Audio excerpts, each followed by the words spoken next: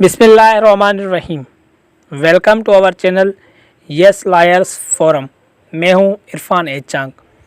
अगर आप लोगों ने अभी तक हमारा चैनल सब्सक्राइब नहीं किया तो प्लीज़ हमारा चैनल सब्सक्राइब करें और बेल आइकन का बटन प्रेस कर दें। आज की इस वीडियो में हम डिस्कस कर रहे हैं काइंड्स ऑफ मैरिज। इससे पहले हम मैरिज पर 2 वीडियोस बना चुके हैं।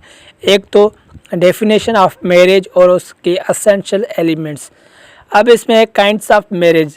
अकॉर्डिंग टू सुनीला क्या कहता है कि उस मैरिज के कितने काइंड्स है। According to Sunni law the marriage may be classified into 3 kinds. First पर है वायलेट मैरिज या सही मैरिज, वाइड मैरिज जिसे हम बातिल मैरिज भी कहते हैं, इरेगुलर मैरिज जिसे हम फसाद मैरिज कहते हैं। और अब आते हैं शिया लॉ में कितनी मैरिज के काइंड्स है। शिया लॉ में इरेगुलर को रिकग्नाइज नहीं किया जाता, तो वैसे इसके भी 3 ही हैं। पहले पे वायलेंट मैरिज, वाइड मैरिज और टेम्परेरी या मुत्ता मैरिज कहते हैं जिसे। अब आते हैं डिस्कस करते हैं briefly what is a violent marriage. It is a marriage which is neither void not invalid marriage is known as valid marriage.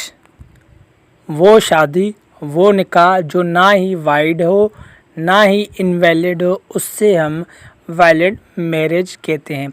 अब वैलिड मैरिज के लीगल रिक्वायरमेंट्स क्या है। Legal requirements of the valid marriage.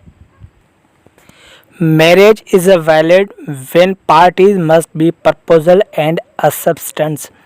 वो शादी valid होगी जहाँ पर एक पार्टी प्रपोजल देगी और दूसरी पार्टी वो प्रपोजल एक्सेप्ट करेगी, तो ये कंडीशन है। और उसी मीटिंग में उसको एक्सेप्ट या करना है, प्रपोजल देना है उस पर। दूसरी पॉइंट है कि पार्टीज़ का कंसर्न फ्री होना ज़रूरी है।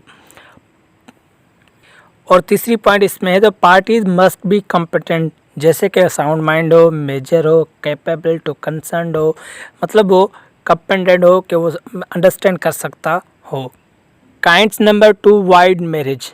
अ marriage which has no legal except और which is unlawful according to Muslim law.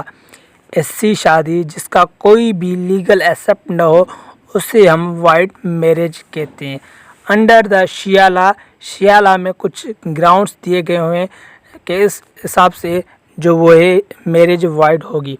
सबसे पहले marriage in violation of absolute incapacity, marriage with the wife of another person, remarriage with on divorce wife.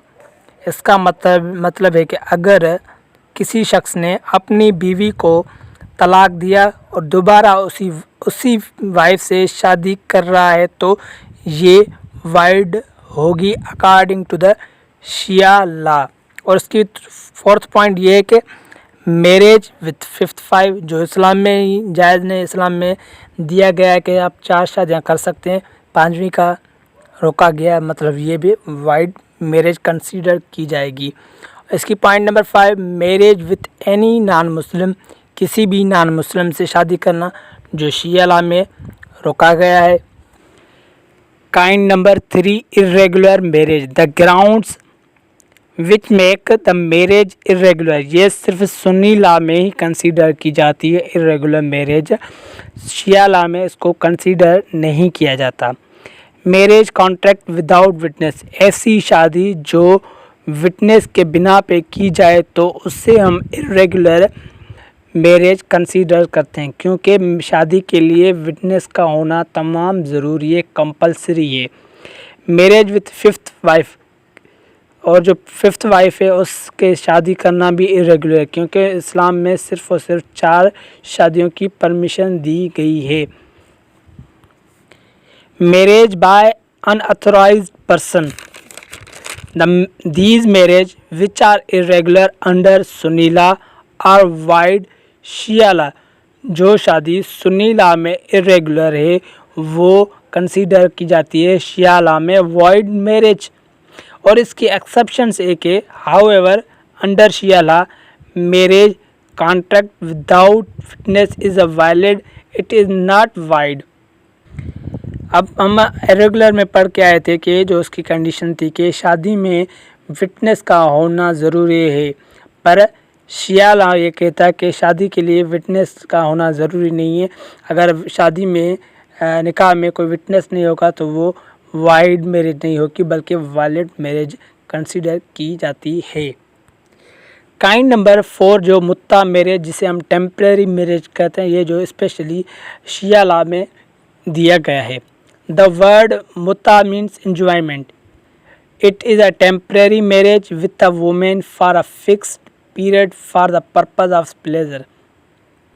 मुत्ता का मतलब है सिर्फ और सिर्फ enjoyment, किसी से शादी करना किसी फिक्स टाइम पीरियड के लिए और उसको एंजॉयमेंट करना, सिर्फ यूज़ करने के लिए शादी की जाती है। The marriage is a carried out under a contract for temporary period.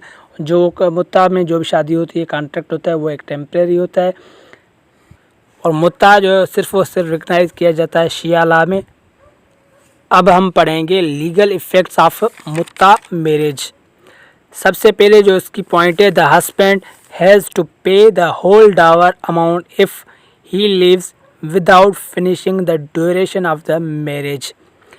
अगर हस्बैंड एक टाइम फिक्स किया हुआ है तो वो उससे पहले अपनी उस बीवी को छोड़ रहा है तो हम जो डावर की अमाउंट है वो उसे पूरी देनी होगी। इसी तरह अगर वाइफ हस्बैंड को टाइम पीरियड से पहले छोड़ जाती है तो हस्बैंड उसकी डावर अमाउंट को कुछ रकम उसे डिडक्ट करेगा। Point number 2, maintenance is not available and there is no divorce. If the marriage is dissolved due to the death, 4 months and 10 days is इद्दत पीरियड।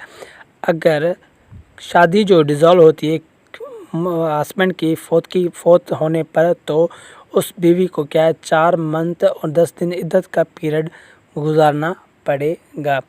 अब हम डिस्कस करते हैं डिफरेंट बिटवीन निकाह एंड मुत्ता।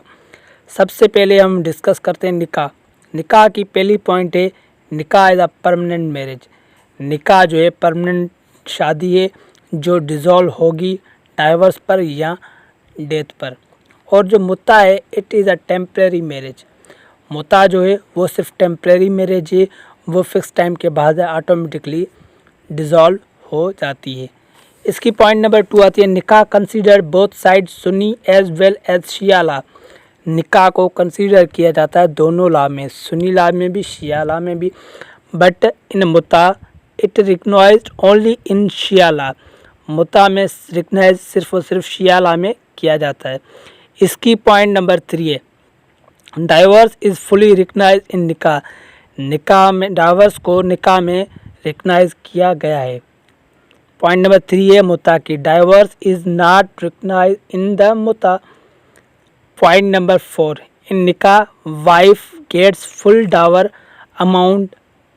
निकाह में जो वाइफ है वो अपने हस्बैंड से फुल अमाउंट डावर हासिल करती है। और जो मुत्ता में है, इन मुत्ता wife gets half of the amount, और जो वाइफ है वो हाफ अमाउंट हासिल करती है डावर की। Point number 5, wife is entitled to gets maintenance. निकाह में जो होती है वाइफ वो अपना मेंटेनेंस एंटाइटल कर सकती है। और जो इन पॉइंट नंबर 5 है किसकी, मुत्ता की, इन मुत्ता wife is not entitled to gets maintenance. अगर आप लोगों को हमारी वीडियो अच्छी लगी तो सब्सक्राइब, लाइक एंड शेयर करिए। Thank you so much.